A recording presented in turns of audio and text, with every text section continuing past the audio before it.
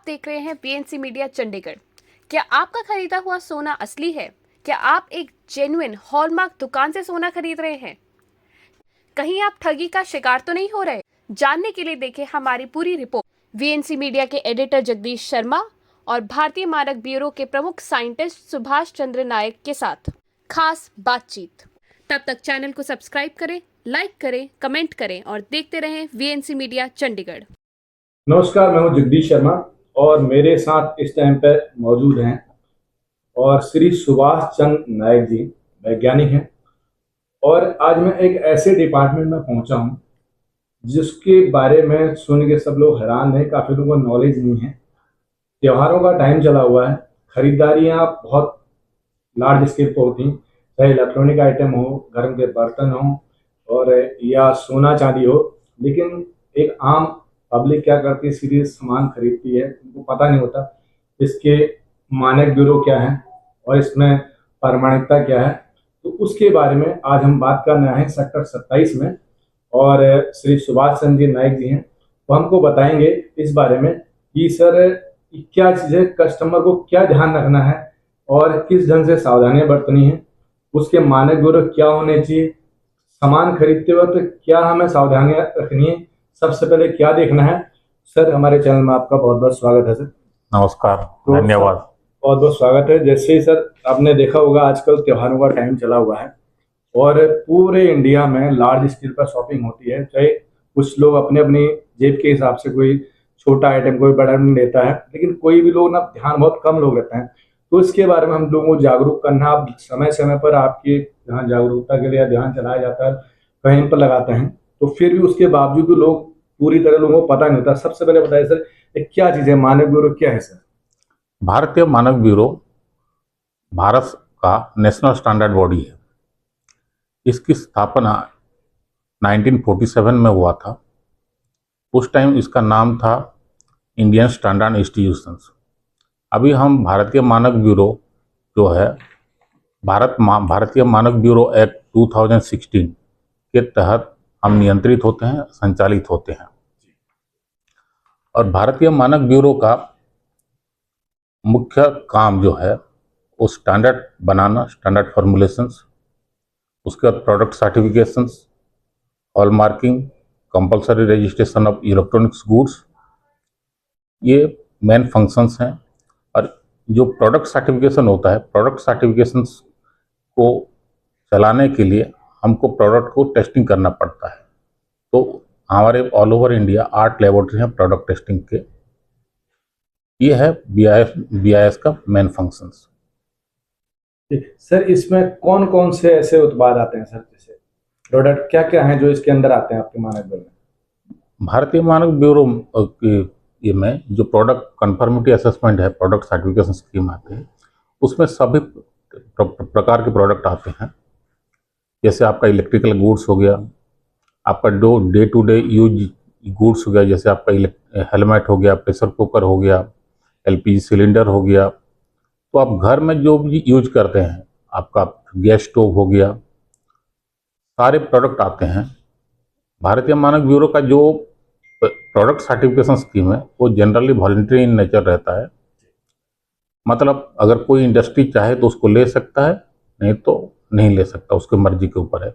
लेकिन भारत सरकार कुछ प्रोडक्ट जो होते हैं उनको कंपलसरी सर्टिफिकेशन में लाते हैं, टाइम टू टाइम उसको क्यूसीओ निकालते हैं, क्वालिटी कंट्रोल ऑर्डर निकालते हैं, जिसके तहत उस प्रोडक्ट को मैंडेटरी सर्टिफिकेशन में लाया जाता है।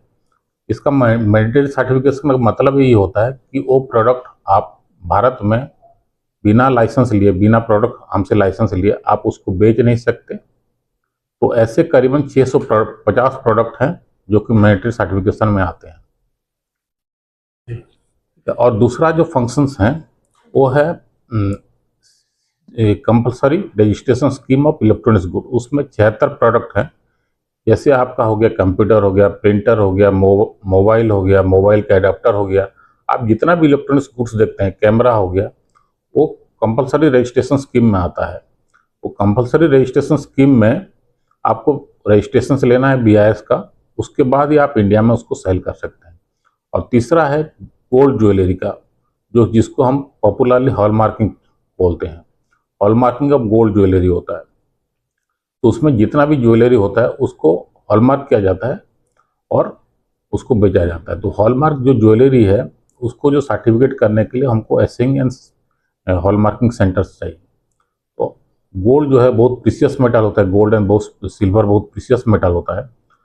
तो जिस डिस्ट्रिक्ट में हॉलमार्किंग सेंटर्स अवेलेबल हैं, essaying and hallmarking centres available हैं, उसी डिस्ट्रिक्ट को गवर्नमेंट ऑफ इंडिया ने नोटिफाई करके उसी डिस्ट्रिक्ट में उसको कंपलसरी हॉलमार्किंग स्कीम को किया है। तो ऐसे 443 डिस्ट्रिक्ट हैं, 443 डिस्ट्रिक्ट हैं जिसमें गोल्ड एंड सिल्वर ज्वेलरी का सर्टिफिकेशन हॉलमार्क मैंडेटरी है। और बाकी डिस्ट्रिक्ट जो है जिसमें हॉलमार्किंग एसेइंग सेंटर्स है नहीं, तो उसमें वॉलंटरी है, तो उसमें ज्वेलर्स ले सकता है, नहीं भी ले सकता है। लेकिन अभी गोल्ड ज्वेलरी जो है हॉलमार्किंग सिस्टम इतना पॉपुलर हो गया है कि लोग पहले जब अगर ज्वेलरी दुकान जाते हैं तो पहले पूछते हैं कि आपके पास हॉलमार्किंग ज्वेलरी है या नहीं है।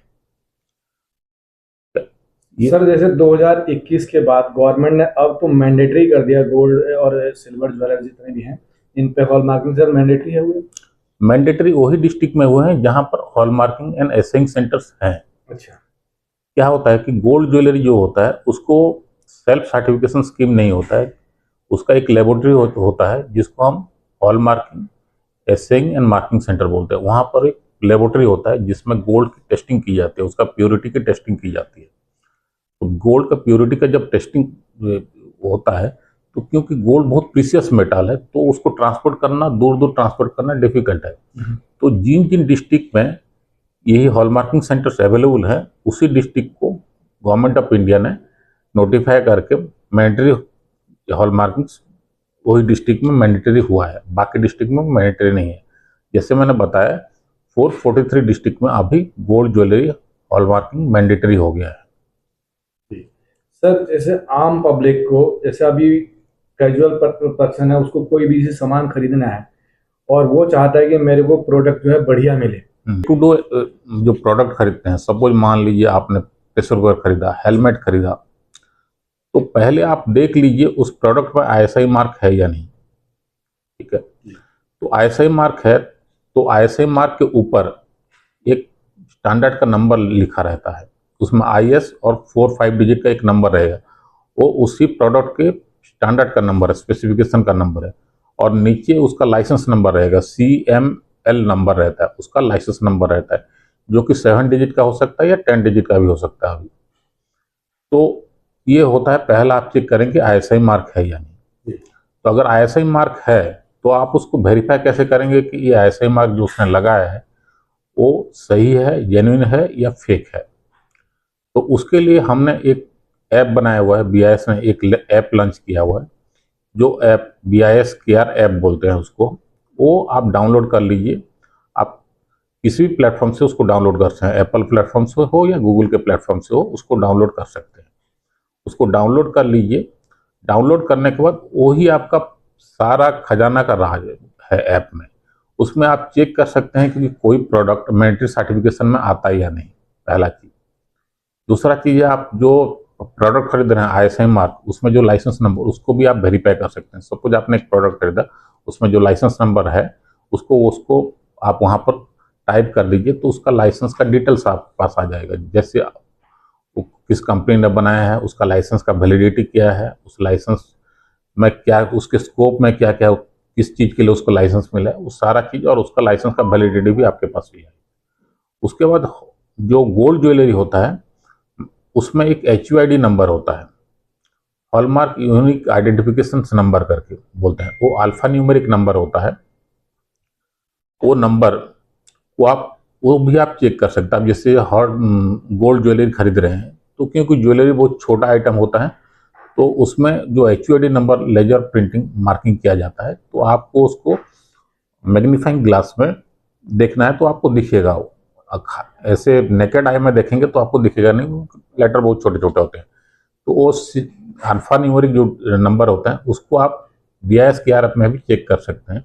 तो उसमें BIS KRF में आप अगर चेक करेंगे, उसको वेरीफाई करेंगे, तो उसमें आइटम का नाम भी आ जाएगा। सपोज आपने रिंग खरीदा है तो उसमें किस आइटम के लिए वो HUID नंबर है उसका नाम आ जाएगा, कौन सा ज्वेलर ने उसको बनाया है उसका नाम आ जाएगा, कौन सा हॉलमार्किंग सेंटर ने उसको हॉलमार्क किया हुआ है उसका भी नाम आ जाएगा। तो उससे आप वेरीफाई कर सकते हैं कि ये सही है या जेन्युइन है या। और जैसे आपका इलेक्ट्रॉनिक्स कंपलसरी रजिस्ट्रेशन स्कीम है इलेक्ट्रॉनिक्स प्रोडक्ट का, उसी में भी आपको जो एक रजिस्ट्रेशन नंबर मिलता है वो 10 डिजिट का रजिस्ट्रेशन नंबर होता है, उसको भी आप वहाँ पर BIS KRF में वेरीफाई कर सकते हैं। वो आपको CRS उसमें जाके एंट्री करना पड़ेगा, एंट्री करने के बाद उसमें आपको कंपनी का नाम पता चल जाएगा, कौन सा ब्रांड पता चल जाएगा, और किस देश में मैन्युफैक्चरर हुआ है वो भी पता चल जाएगा।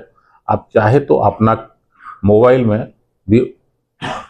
में भी आपका जो सेटिंग्स में जाते हैं तो उसमें लीगल एंड रेगुलेटरी रिक्वायरमेंट रहता है, उसमें अगर उसको क्लिक करेंगे तो उसमें आपको रजिस्ट्रेशन नंबर भी दिखेगा। सर हर आइटम के ऊपर डिफरेंट नंबर होते हैं, एक ही होता है? हर लाइसेंस नंबर जो होता है वो एक ही होता है।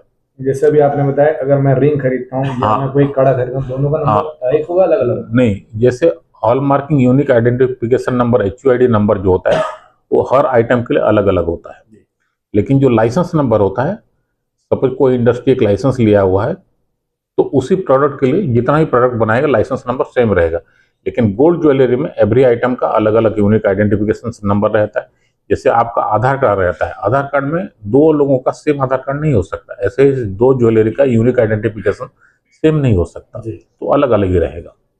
सर जैसे जिस एरिया में हॉलमार्क का फैसिलिटी नहीं है तो वहाँ के लिए कुछ क्या प्योरिटी के लिए कुछ लोग कैसे पहचानेंगे सर? नहीं, जहाँ पर हॉलमार्किंग एसेंस सेंटर नहीं है वहाँ भी लोग लाइसेंस लिए हुए हैं, क्योंकि लोगों का डिमांड है तो वहाँ भी लाइसेंस लिए हैं, तो उनको थोड़ा मेहनत करना पड़ता है, कष्ट करना पड़ता है, क्योंकि वो दूसरी जगह पर जाकर उसको हॉलमार्किंग कराना है। ठीक है, ठीक है सर। जैसे मैंने कोई प्रोडक्ट खरीदा और अब उसमें कोई फॉल्ट आ गया और उस पर हॉलमार्क लगा हुआ है, निशान है और या ISI मार्का है, तो अगर कस्टमर को देखता है कि वो जो उस पर मार्किंग लगे हुए है और वो चीज उस लेवल की नहीं है, और फिर वो आदमी ऐसे क्या करेगा?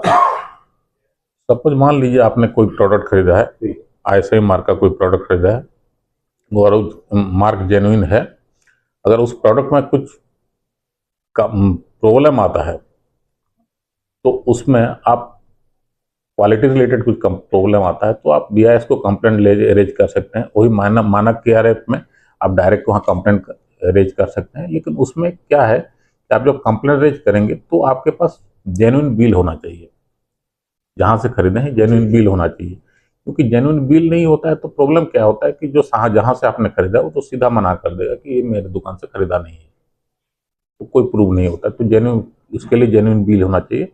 और BIS KRF में या मेल के माध्यम से BIS KRF के माध्यम से ये आप जनरली चिट्ठी भी लिख के हमको कंप्लेंट दे सकते हैं। उसमें आपका नेम एंड एड्रेस और क्या प्रॉब्लम हो रहा है वो आपको डिटेल्स देना पड़ेगा। तो हमारे यहाँ से कुछ जो ऑफिसर उसको इन्वेस्टिगेट करने के लिए जाएंगे, अगर उसमें कुछ ये प्रॉब्लम आता है तो आपको उसका रिप्लेसमेंट भी जाएगा। जो ये ऐप है आपकी, किसी भी प्ले स्टोर से हम लोग डाउनलोड कर सकते हैं? हाँ, दोनों प्लेटफॉर्म से आप डाउनलोड कर सकते हैं, एप्पल या गूगल, दो ही प्लेटफॉर्म होता है। इसमें क्या लिखना पड़ेगा? BIS केयर के नाम से डालेंगे तो डाउनलोड हो जाएगा। हाँ जी, बहुत बहुत धन्यवाद सर। तो ये थी काफी दर्शकों के लिए इतनी अच्छी जानकारी मिली है। शायद अब ये पहली बार पता लगा कि आप लोग BRS जो सर ने बताया BIS केयर एक ऐप होती है, उसको डाउनलोड करें और उसमें गुणवत्ता देखें उसकी। अगर आपको कभी भी कोई प्रॉब्लम आती है तो उस पर आप कंप्लेंट रेज कर सकते हैं। और कोई भी सामान खरीदने से पहले जरूर मार्का देखें कि आप जेन्युइन सामान खरीद रहे हैं, उसका बिल लें और सही दुकान से लें। बहुत बहुत धन्यवाद सर। Thank you.